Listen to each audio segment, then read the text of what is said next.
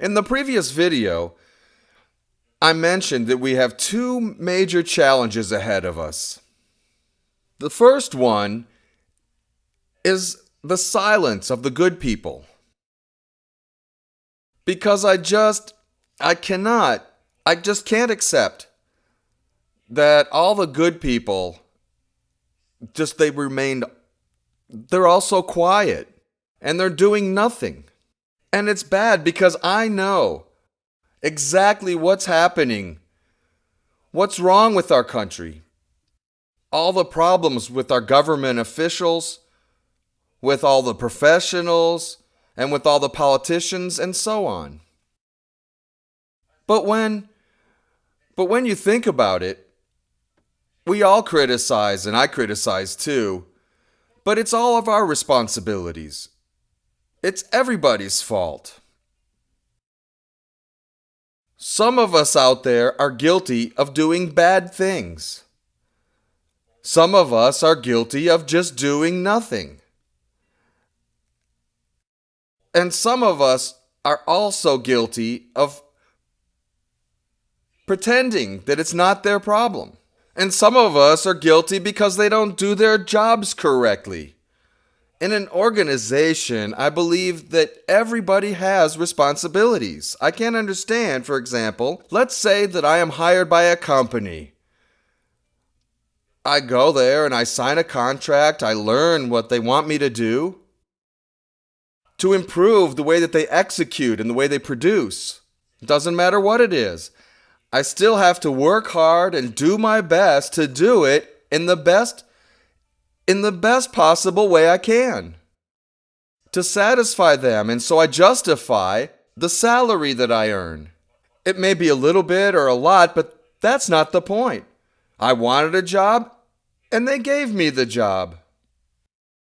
And I accepted the salary and the conditions that they offered me.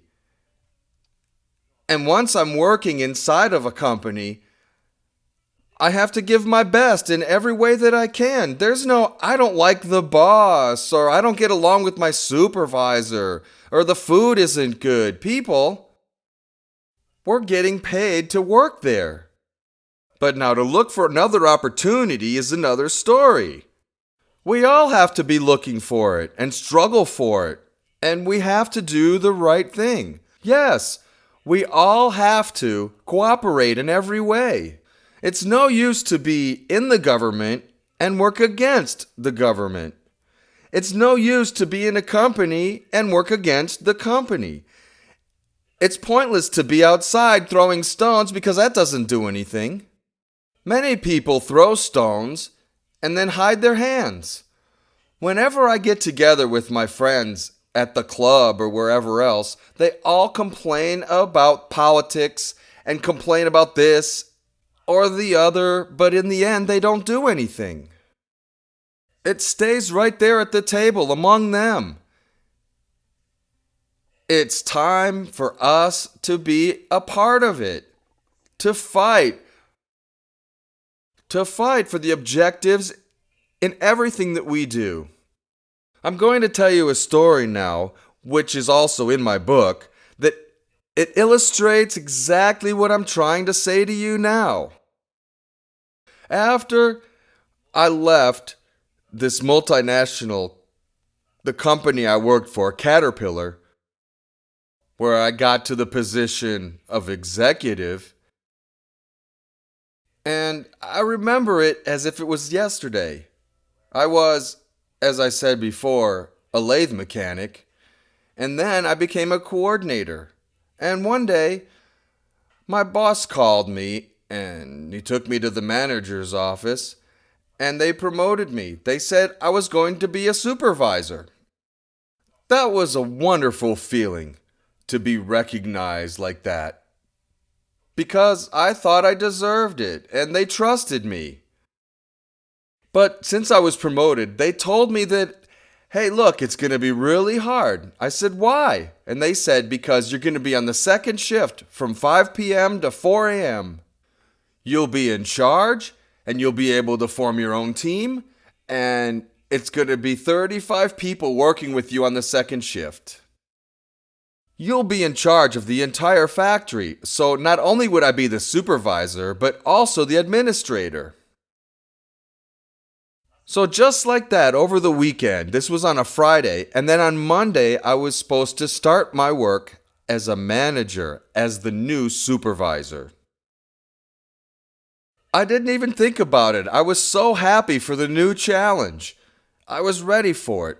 So I went home and I talked with my wife, and she got angry. Am I going to be left alone at night with our child? I said we need to. I was promoted. I can't refuse a promotion. It would be better, of course, if I had the first shift, but that's what they offered me, and I want it so badly because this is my future. It's our future. All right. So I started working, and during the first days, we transferred some people from the day shift to the night shift, and I was down to around 15 or 20 people. And the complaints from the people started during the very first week. Unfair ones, unfair, you mind you. Like the one about dinner, that is, about the food that they gave us from the restaurant. It was awful. It was leftovers from the day. The food was really bad. Really bad. Something that I don't even think pigs would be able to eat. Well, since it was my first couple of days, I thought, well, there must be a problem or a mistake. So another week went by and they kept complaining. So I started to complain. And what happened was, we would just get these little lunch boxes. And there wasn't rice and beans and French fries and a small steak like they were used to eating. There was nothing there. It was so small. So then the very next day I went and talked to my boss, and I told him what was happening and how we were being mistreated and how we're not eating well. And then he said, well, don't worry about it. We'll fix it. You just leave it with me. However, things remained the same. So this time, I decided to talk to the general supervisor, who was the boss of my boss. So I explained the situation again to him, and he said, don't worry, we'll fix it. But the food we were served was still horrible. They served it to us cold. You know why? Because they put it in those things that they have at the restaurants with the water inside of them, you know, to keep the stuff warm and steamed up. But then those things broke, and so there was no way for us to heat our food. So you know what we ended up doing? We went down to the cementation ovens, and we put the boxes on the hot parts of the oven so we could warm up our food. But if we got distracted or anything, the food would be overcooked. And then we would have to eat this horrible burnt food once again. And sometimes it was even spoiled. So of course I went back and complained to my manager the next day. That's right, I went back to my boss and I talked to him and then the supervisor and now the manager, who told me the same thing. But 15 days went by and all my employees were still complaining. So my employees would come up to me and they'd say, Judah, and they used to call me Judah, Jurandir, Didi. Then they'd say, look, here's the thing. You're our boss. We have to complain directly to you. And when I heard this first criticism, I felt ashamed. And in my budding career, I learned a valuable lesson. I am the one who has to make it happen. So, after I had tried everything, I talked to the boss and the general supervisor and the manager, and I still couldn't solve the problem.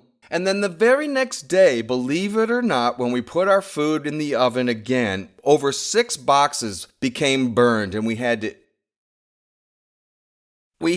eat that burnt food again. And I told the guys, listen, I promise to you that tomorrow we are going to have good food again. Right? So then, At 4 o'clock in the morning, they all went home and I stayed there.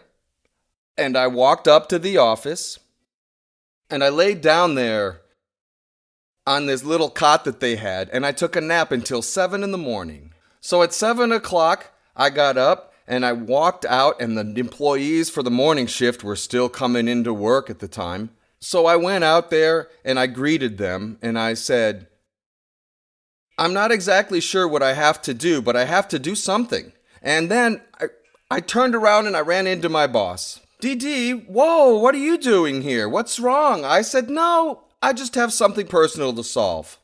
Listen up. Right after that, I ran into my superintendent. Judah, what are you doing here? I said, well, I have some personal business to solve. Oh, okay then. So I walked directly to the general director's office. He was an American guy named Mayer, Mr. Mayer. And at that time, the company had a president whose office was somewhere else. It was in a different place.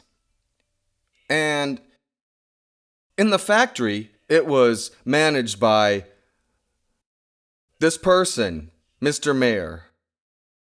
So I walked into, but before I tell you, I forgot to tell you the main thing, that I had gotten one of the burned boxes, one of those that were ugly, and it was all burnt rice and beans and French fries and meat that it looked like a 1,000-year-old mummy. I wrapped it up in the sports pages of our local paper, and I took the food in the box. It was wrapped in the newspaper, and I ran into our general manager, as I had already said.